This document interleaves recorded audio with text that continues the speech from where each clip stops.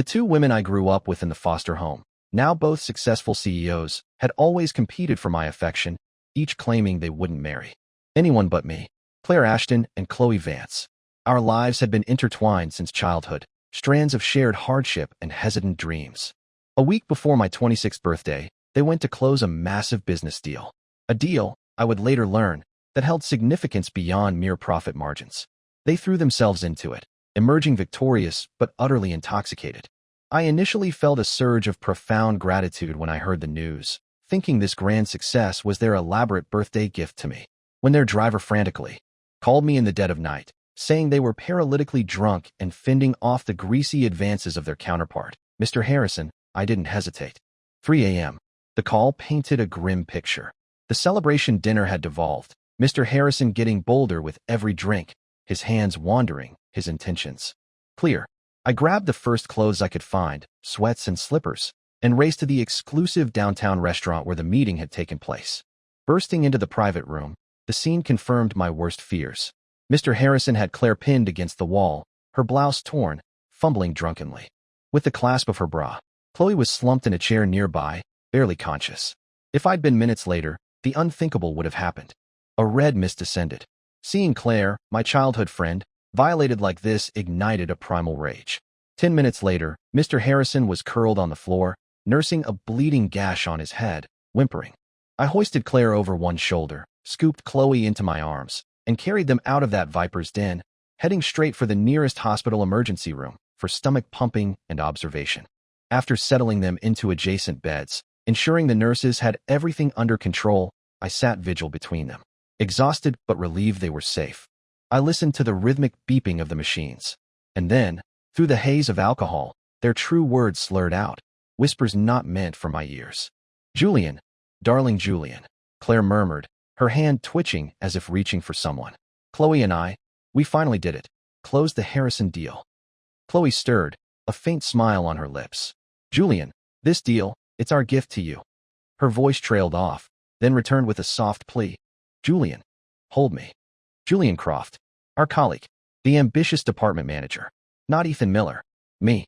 The floor seemed to drop away. The carefully constructed world I thought I inhabited shattered. I stood up, my legs numb, and walked out of the room, the clinical white walls suddenly closing in. In the sterile quiet of the corridor, I pulled out my phone and dialed a number I hadn't expected to use so soon. "Mr. Sterling," I said, my voice remarkably steady. "It's Ethan Miller. Regarding the CEO position you offered at your company, I'm ready to accept." A pause. "And the matter of marrying Sophia?" "Yes, I'll give it serious consideration." The cold light of dawn filtered into the hospital room when Chloe finally stirred around 8 a.m. She reached out, her fingers weakly closing around my hand. "Julian," she mumbled, her voice thick. "Oh God, I still feel awful. Did you bring Claire and me here?" My hand recoiled as if burned. I cleared my throat, the sound unnaturally loud in the quiet room. "No," I said, my voice flat. It's Ethan." Both women's eyes fluttered open, focusing slowly. When they registered it was me, their expressions morphed into something akin to discomfort, a profound awkwardness settling over them. I initially assumed it was just the lingering effects of the alcohol, the painful hangover kicking in.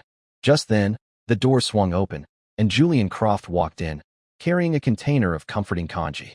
The moment Claire and Chloe saw him, their faces lit up, transforming instantly. The discomfort vanished, replaced by radiant smiles. "Julian, you came to see us," Claire exclaimed, her voice suddenly bright. "Was the traffic bad?" "Come, sit down, rest," Chloe added, patting the edge of her bed. Julian greeted them warmly, his attention solely focused on them. Only then did he glance my way, his eyes flickering with something unreadable. Surprise, maybe a hint of triumph? "Oh, Ethan, Mr. Miller, you're here too." Without another word to me, he opened the congee, fussing over them, carefully feeding spoonfuls first to Claire, then to Chloe. The intimacy of the gesture was jarring, a blatant display of affection. That excluded me entirely. They laughed and chatted, a cozy trio, leaving me standing awkwardly to the side, an unwanted spectator to their private reunion. The air thickened with unspoken truths. I watched the scene unfold, a cold knot tightening in my stomach. The betrayal wasn't just in their drunken words. It was here, stark and real, in their sober actions. As I turned to leave, feeling utterly redundant, Julian finished feeding them, tossed the empty container into the bin with a clatter, and adopted a serious expression. Claire, Chloe, he began, his tone shifting to business.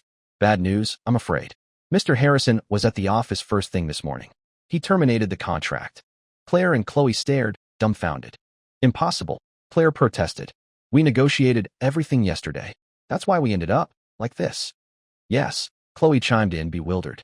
We signed a 5-year deal. How could he just cancel it today? Julian glanced at me, a flicker of malicious satisfaction barely masked by a facade of regret. Because, he said, his voice laced with faux sympathy. Mr. Miller here assaulted Mr. Harrison in the early hours of the morning. Apparently, Harrison showed up at the office with his head bandaged. Their heads snapped towards me, eyes blazing. Ethan, why would you do that? Claire demanded, her voice sharp. Do you have any idea how hard we worked to land that deal? Chloe added, her tone accusatory, almost venomous. Their anger, raw and directed solely at me, felt surreal. I stared back at them, a strange sense of detachment washing over me. These were the women I had known my whole life, yet in this moment, they felt like strangers. Never before, no matter the crisis, had they raised their voices to me like this. Now, over a deal meant as a gift for Julian, they were treating me like an enemy. Julian, ever the actor, tugged lightly at my sleeve, feigning concern. Mr. Miller, Ethan, they asked you a question. I pulled myself back from the edge of dissociation. A man like Harrison, I stated, my voice devoid of emotion, doesn't deserve to do business with our company. My words ignited a new fury. They both scrambled off their beds, seemingly recovered from their ordeal, pointing fingers at me. Ethan, who gave you the right? Chloe shouted. Don't forget, we are the majority shareholders and CEOs. Claire added fiercely. You're just the vice chairman, a title we gave you. Don't you dare make decisions like that without our explicit approval ever again. Do you understand? I instinctively took a step back, the force of their attack hitting me like a physical blow. We three had grown up together, escaped the orphanage thanks to a benefactor's charity that allowed us to attend university. After graduation, I was the one who took the enormous risk, securing loans, working myself to the bone day and night to establish Apex Investments. The early years were brutal, a relentless grind shouldered almost entirely by me until the company found its footing.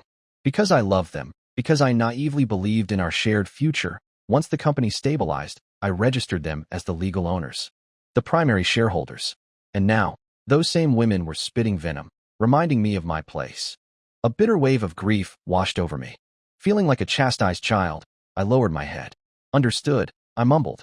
Chloe, still simmering, pressed on, demanding to know exactly why I had attacked Harrison. Just as I was about to explain, about saving them, about the torn blouse and the predatory hands, Julian swiftly intervened, clearly terrified I'd reveal his damsels weren't quite so helpless, nor was he their sole hero. Claire, Chloe, please don't upset yourselves over this, he interjected smoothly. It's just one deal. Your health is what truly matters, to me, to everyone. At the company. He then turned to me, adopting a conciliatory tone. Ethan made a mistake this time. I'm sure he'll reflect on it and won't repeat it. His words instantly mollified them. The irritation on their faces vanished, replaced by soft smiles directed at Julian. I coughed lightly, trying to regain some control. Julian, you're the head of business development. I'm sure you have a lot waiting for you back at the office. Why don't you head back? I can stay here. Julian countered immediately, a smirk playing on his lips.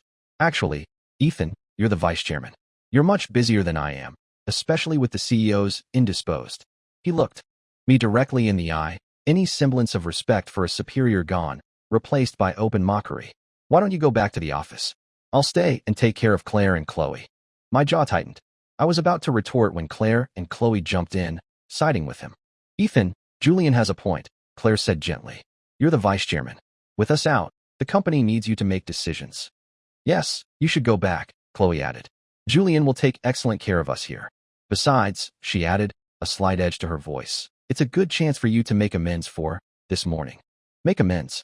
The phrase struck me like lightning, sending a tremor through my body. Memories flooded back, just last winter, both down with a severe flu. Claire gripping my hand. Ethan, please stay with us. We feel safer when you're here. Chloe holding my other hand. Ethan, don't leave us, please. Back then, I'd held their hands, my heart full.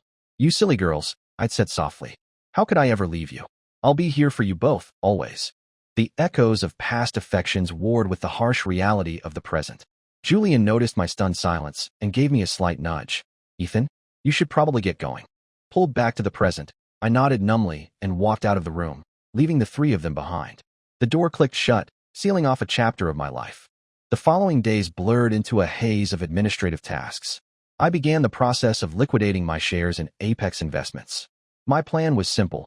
Half the proceeds would go to a national charity supporting orphans like us. The other half would be split evenly between Claire and Chloe.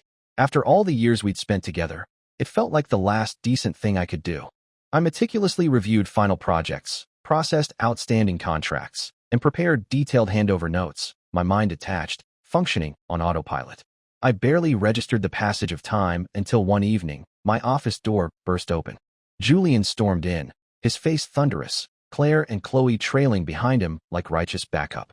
Before I could react, Julian slammed 2 project proposals down on my desk. What is the meaning of this? I demanded, frowning at his insolence. Have you forgotten all professional courtesy? Before Julian could spew his venom, Chloe cut in sharply. Don't you snap at him, Ethan. Hear him out. Claire nodded towards Julian encouragingly. Go on, Julian. We're here. You don't need to be afraid of him. Say what you need to say. A cold dread washed over me. They were here to champion him against me. Julian leaned forward, planting his hands on my desk, his eyes glacial. Ethan Miller, I want an explanation. These 2 proposals I submitted last week. Why did you approve the one for Midas Touch Technologies with its lower potential return and reject the Horizon Dynamics project, which offered significantly higher profits? Fighting to keep my composure, I explained patiently. Midas Touch is a well-established company with a proven track record, albeit with lower projected returns. It's a stable, safer investment. Horizon Dynamics, have you really looked into them? I dealt with them years ago, during Apex's startup phase. Their contracts are notorious for hidden clauses, verbal traps. Countless investment firms have been bankrupted by their predatory practices. Didn't you do even the most basic due diligence? Julian swore under his breath, then argued vehemently, like a gambler convinced of his winning streak. I ran the numbers. We stand to make maybe $200 million from Midas Touch. With the same capital and time frame, Horizon Dynamics could net us $1 billion. That's 5 times the profit. He leaned closer, his voice dripping with contempt. This is how the world works now, Ethan. Fortune favors the bold. How did a coward like you ever get to this position? Insolent. I snapped, rising from my chair. Watch how you speak to me. Do you think Horizon Dynamics are fools? The higher the promised return, the greater the underlying risk. Use your brain before you gamble with the company's future. One more disrespectful word out of you, and you can pack your things and clear out your desk. Your managerial position will be gone. My outburst immediately drew fire from Claire and Chloe. They stepped forward, hands on hips, their expressions icy. Well, Ethan, Claire sneered. Such impressive authority. Julian was thinking about the company's benefit, Chloe added defensively. He's right. In this market, you need the courage to take risks. Are you trying to deliberately sabotage Apex? First the Harrison deal. Now you're blocking Julian's project with flimsy excuses. Don't think we don't see it. You're just jealous of him. Jealous? The accusation was so absurd, I almost laughed. Jealous? I asked, a humorless smile twisting my lips. What exactly about Julian Croft is there for me to be jealous of? My tone hardened. Horizon Dynamics is off the table. If that deal goes sour, and I guarantee it will, the company won't survive the financial hit. We'll be facing bankruptcy. Claire remained defiant. Stop trying to scare us. Chloe and I are the ultimate authority here. You don't get to make this decision for us. Chloe patted Julian's back reassuringly. Go ahead, Julian. Sign the contract with Horizon Dynamics. You don't need Ethan's approval. Claire and I authorize it. Julian's face broke into a triumphant grin. A sharp pain lanced through my chest. I felt dizzy, leaning heavily on the desk for support. They were steering the company, my company, straight towards a cliff edge. I made one last, desperate plea. You can't sign it. Please. I built this company from nothing. I wouldn't do anything to harm it. Just do some proper research on Horizon. Talk to others who've dealt with them, then decide. It was like talking to a brick wall. Laughing amongst themselves, the triumphant trio walked out of my office, Julian slamming the door behind them with deliberate force. The sharp sound echoed in the suddenly silent room. A wave of nausea washed over me, and a coppery taste filled my mouth. I stumbled back into my chair, clutching my chest as I coughed, splattering dark red blood onto the pristine handover documents spread across my desk. I sat there for a long time, gasping for breath, trying to regain control. Eventually, a strange calm settled over me. I had already decided to let go. The future of Apex Investments was no longer my concern. My path lay elsewhere now, in Beijing, building something new. I carefully cleaned up the mess, finished organizing the last of the files, and placed the 2 signed share transfer agreements prominently on the desk. Then, without a backward glance, I walked out of the Apex Investments building for the last time. Time slipped by, and my 26th birthday arrived. In previous years, Claire and Chloe would have been at my door before I even woke up, playfully arguing over who got to plan the day's celebrations. This year, the morning was marked by a profound silence. I took myself to the upscale restaurant we used to frequent, the 3 of us. It had been renovated recently, the decor vastly different, sleek and modern, almost unrecognizable. Society changes, evolves, I mused, sipping my wine. And so does the human heart. Standing on the curb waiting for a cab, I idly scrolled through my phone and stopped at Julian's latest social media post. It was a picture of him holding a small, fluffy poodle. Claire stood on his left, Chloe on his right, beaming. The poodle wore a tiny birthday hat. The caption read, "Happy 2nd birthday to our precious baby. Mommy and Daddy will always be here for your birthdays." Seeing the image, the casual intimacy, the declaration of Mommy and Daddy, didn't trigger the expected pang of jealousy or hurt. Instead, I felt a strange, detached calmness, the quiet satisfaction of finally seeing the last piece of a puzzle click into place. The picture confirmed everything my gut had been screaming. Back in my empty apartment, I was just about to lie down when my phone rang. Chloe's name flashed on the screen. Curious, I answered but remained silent. Ethan. Her voice was tight, laced with anxiety. What's the meaning of these share transfer documents on your desk? Where are you planning to go? All your handover notes are complete. Why didn't you say anything to Claire or me about leaving?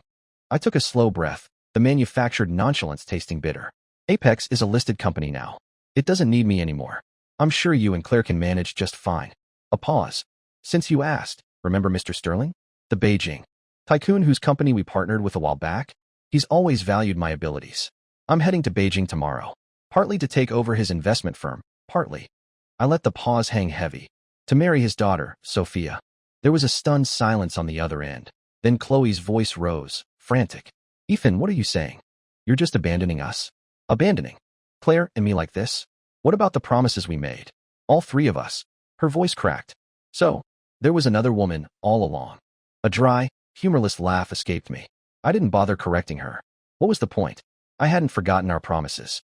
They were the ones whose hearts had changed. Claire's voice suddenly came on the line, sharp with panic. Ethan, forget all that. That Horizon Dynamics deal, it's a disaster, just like you warned.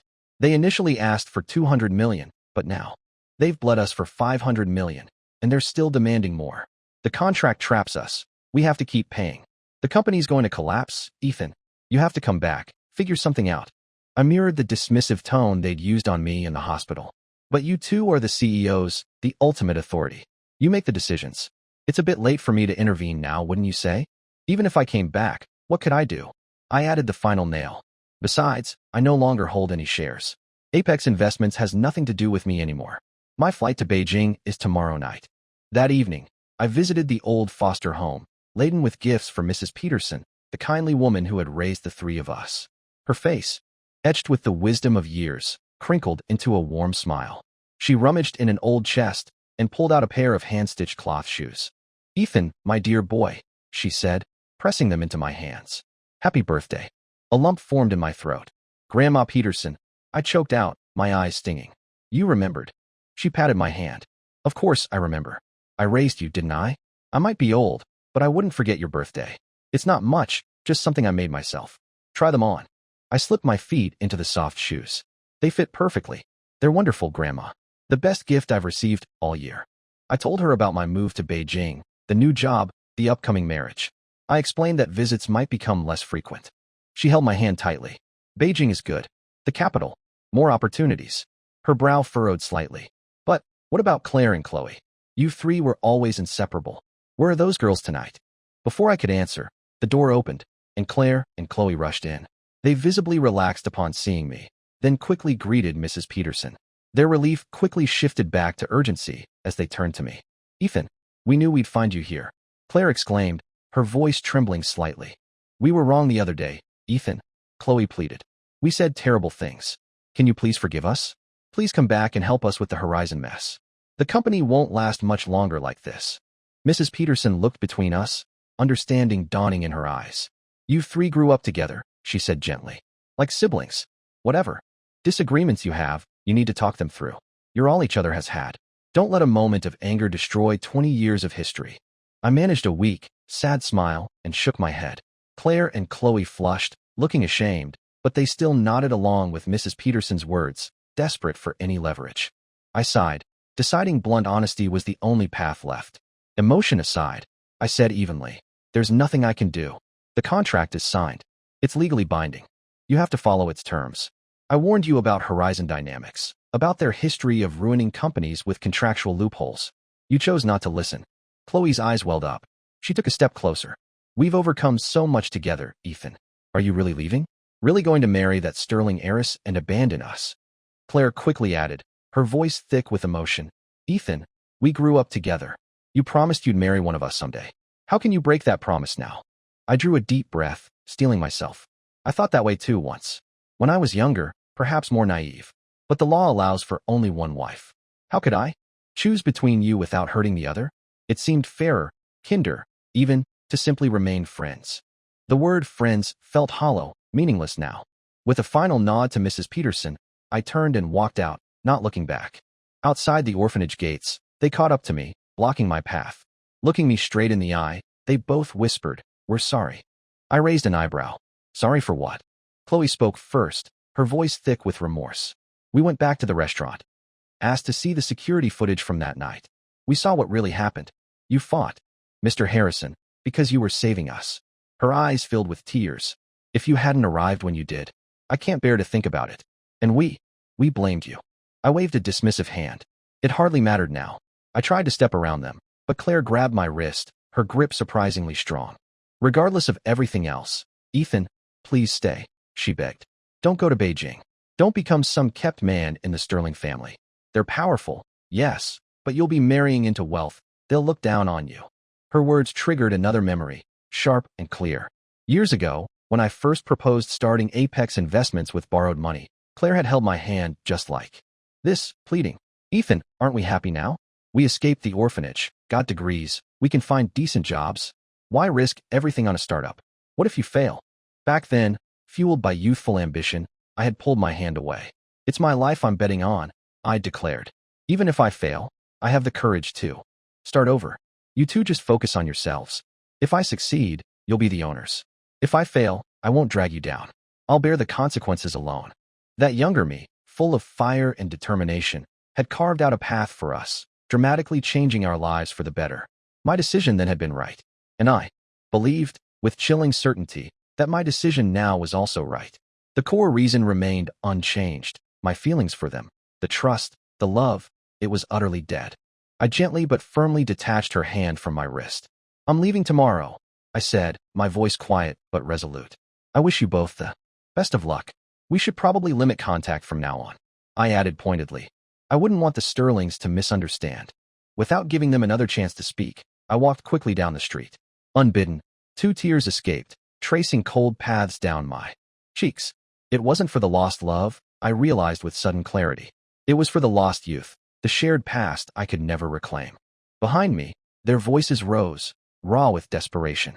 Ethan, 20 years of history. Can you really throw it all away? Please, don't do this. We know why you're angry. We messed up. We'll put you first, always from now on. Please. We survived so much worse together. Are you really going to walk away now? I kept walking, raising my voice without turning back, the words echoing down the quiet street like a final judgment. When a relationship turns rotten, you cut it off. Their words ceased, replaced by the heartbreaking sound of muffled sobs. Perhaps, in that moment, their regret was genuine. But my heart felt like stone. I flagged down a passing taxi and climbed in, driving away without a backward glance. In the rearview mirror, I saw Julian pull up in the company's Jeep Wrangler. He got out and held the rear doors open for Claire and Chloe. As they approached him, Chloe slapped him hard across the face, gesturing wildly, her voice presumably sharp with accusation. Claire joined in, berating him, her face contorted with anger. Julian stood there stoically, a statue absorbing their fury, letting them scratch and push him without uttering a word. The car sped up, and their figures dwindled into indistinct specks in the distance, finally vanishing altogether. I pulled out a cigarette, lighting it with trembling hands, inhaling deeply. The smoke curled upwards, momentarily obscuring my reflection in the rearview mirror.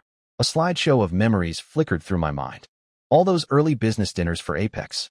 I had shielded them fiercely, never letting either of them touch a drop of alcohol if I could help it. Society was a murky pond, and I wanted to keep them safe from its predatory depths. Even when their presence was unavoidable, I'd run interference, drinking their share, deflecting unwanted attention, acting as their unwavering shield. And these two women, the ones I had guarded so fiercely, had willingly dived headfirst into that murky pond, not for the company, but to impress Julian. I could save them once, maybe twice, but I couldn't save them from themselves, not forever. My role as their protector was over. From now on, I wouldn't be there. Back in my apartment, I made one final call. "Mr. Davies," I said, speaking to the lawyer I'd engaged. "How are things proceeding?" "Mr. Miller," the lawyer replied, his voice professional. "Everything is nearly finalized. However, I must ask again, are you absolutely certain you wish to transfer all your remaining personal assets in this city unconditionally to Ms. Ashton and Ms. Vance? Money isn't everything, sir, but in this day and age, what are your plans for your own future?" "My plans are set, Mr. Davies. Please proceed as instructed. Hold the assets in trust for now. Only release the funds to them when they truly have nowhere else to turn." "But Mr. Miller," Davies sounded perplexed. "Apex Investments is a substantial enterprise. Surely Ms. Ashton and Ms. Vance won't find themselves destitute." I didn't elaborate. "Just follow my instructions, please." I hung up. The next evening, packed bags by my side, I stood outside the airport terminal. The hum of traffic and the distant roar of jets filled the air. As I stepped out of the taxi, a female voice called out urgently from behind me. "Ethan, wait." I knew that voice. "Claire." I turned. The company Jeep was parked nearby, Julian at the wheel. Claire and Chloe hurried towards me, pulling two large suitcases from the trunk. They reached me, breathless. "What is this?" I asked, frowning, a sense of dread creeping in. Chloe gasped for air. "If we can't convince you to stay, then we're coming with you to Beijing." "Are you insane?" I snapped, incredulous. "This isn't some game. I'm going to Beijing for my career, for my future. I'm getting married. What role do you possibly imagine yourselves playing in that?" I gestured wildly. "And what about Apex? What's left of it?" Tears streamed down their faces. "Apex means nothing compared to you, Ethan." Claire cried. "We can't live without you." Chloe sobbed. "We know we've taken you for granted lately, ignored you, treated you poorly. No wonder you decided to leave. We've been terrible. We'll change, Ethan, we promise." Claire pleaded. "We'll be the Chloe and Claire you used to love, even better. Please, just don't leave us behind. Take us with you." I sighed heavily, rubbing my temples. "Why are you doing this? Why make it harder?" My voice was weary. "I've told you. I'm starting a new life in Beijing. I'm engaged to Sophia Sterling. We need to cut ties. This is goodbye." Steeling myself, I turned and pushed past them towards the terminal entrance. Suddenly, they lunged, Claire wrapping her arms around my neck, Chloe clinging fiercely to my waist, both weeping, refusing to let go. The scene threw me back decades, to my first day of primary school, leaving them behind in kindergarten. They had clung to me just like this, crying, begging me not to go. Julian slowly got out of the Jeep and approached us cautiously. "Mr. Miller." "Ethan," he said quietly. They really do care about you. Deeply." I looked at him, my expression unreadable. "They care about you, Julian," I replied flatly. "Truly, deeply." "In their eyes," I added, the bitterness sharp. "My importance ranks somewhere below your dog." With a sudden surge of strength fueled by finality, I broke free from their grasp. I looked directly at Julian. "Don't let them down," I said, the words heavy with irony. Then, without another look back, I strode into the bustling airport terminal. Behind me, I heard their desperate cries, calling my name, just like when we were children.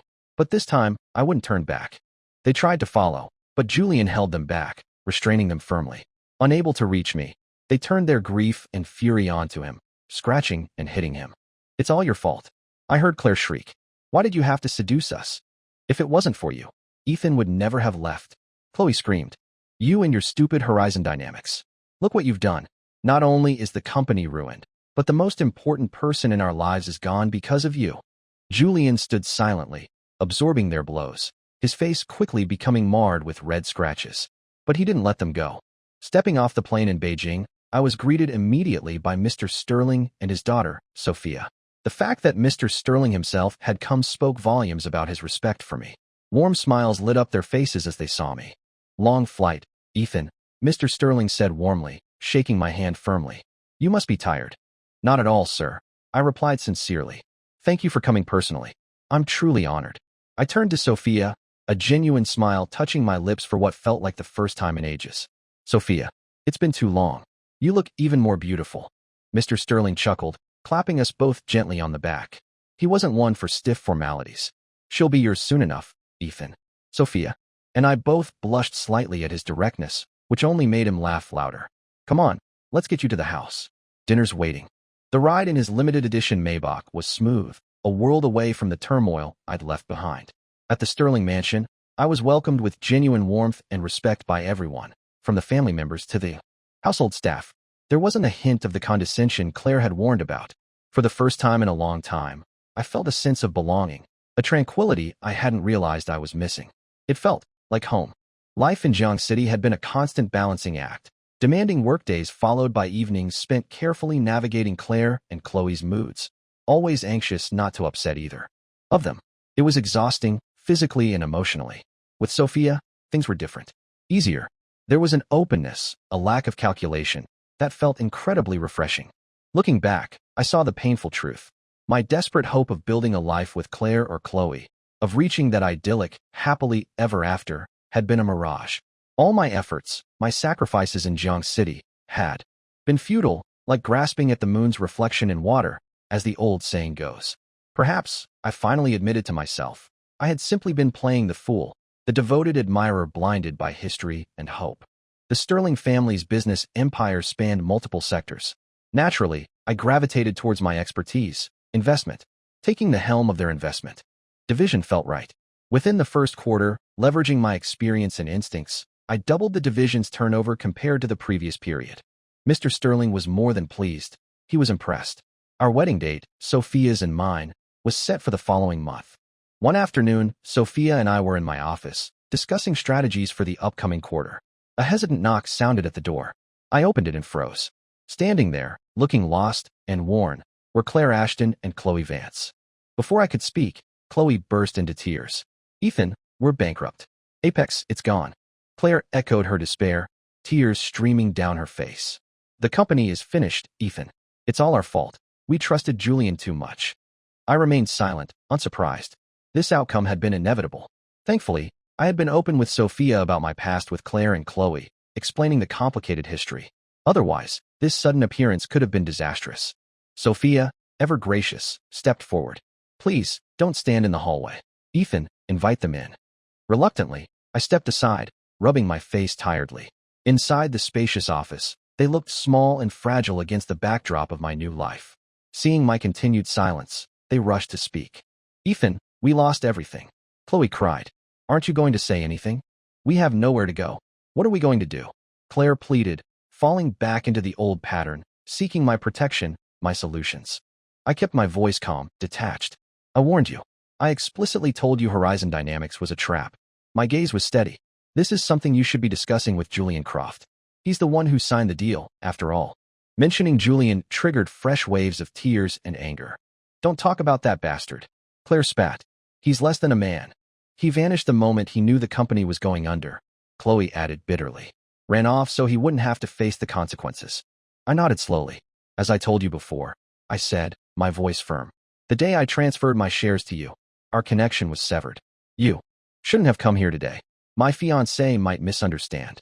I deliberately reached out and took Sophia's hand, holding it firmly. Their grief instantly morphed into outrage. Don't you dare act so high and mighty, Ethan Miller. Chloe shouted. If you truly wanted nothing more to do with us, why did you have that lawyer transfer all your assets to our accounts? She pointed a trembling finger at me. You do still care about us. I met her gaze evenly. That, I said quietly, was the last thing I could do for you. A final severance. I anticipated the company would collapse. That money was set aside for precisely this situation, for when you hit rock bottom. The dam of their composure finally broke. They lunged towards me simultaneously. Ethan, we knew it. You're still the best to us. Claire cried, trying to embrace me. You do still have feelings for us, don't you? Chloe pleaded, grabbing my arm. Come back to Jiang City with us, please. We know you were just angry, testing us. Deep down, you can't let us go. Enough, I roared, pulling away sharply. Listen carefully. My fiancée, Sophia Sterling, and I are getting married next week. Show some goddamn respect. But they were beyond reason, clinging, crying, pleading, accusing me of cruelty. My patience snapped. My heart, once broken, was now firmly sealed. I buzzed security. 2 guards arrived promptly and escorted the distraught women out of the building. From my office's floor-to-ceiling windows, I watched them below. They knelt on the pavement outside the main entrance, sobbing, repeatedly bowing their heads to the ground, kudu, hitting their foreheads on the concrete, until they bled. Yet they continued their desperate, futile display of repentance. After nearly half an hour, their energy spent, they finally helped each other up and stumbled away, disappearing into the Beijing crowds. Sophia watched them go, her expression thoughtful. She turned to me, a faint, knowing smile playing on her lips as she playfully mimicked Chloe's earlier words. Actually, you do still care about them. The tension in my face finally eased. I turned to her, a genuine smile breaking through. Oh, you dare mock me now, do you? Just wait until I get my hands on you. No, no, mercy, she laughed, dodging my playful grasp. After our brief moment of levity, Sophia's expression turned serious again. They grew up with you, Ethan. Are you sure? Wasn't that a bit too harsh? I sighed, rubbing my temples. Think back on everything I told you about how they treated me, I said quietly. Would you still ask that question? She fell silent, lost in thought. Time flowed onward. Soon, it was the Lunar New Year. The Sterling mansion was filled with warmth and laughter. Mr. Sterling watched the holiday gala on TV while Sophia and I sat together, making dumplings, the picture of domestic bliss. My phone vibrated, breaking the festive atmosphere. An unfamiliar number from Jiang City. Curious, I answered. It was the police. They informed me that Julian Croft, after months in hiding, had secretly returned home to visit family.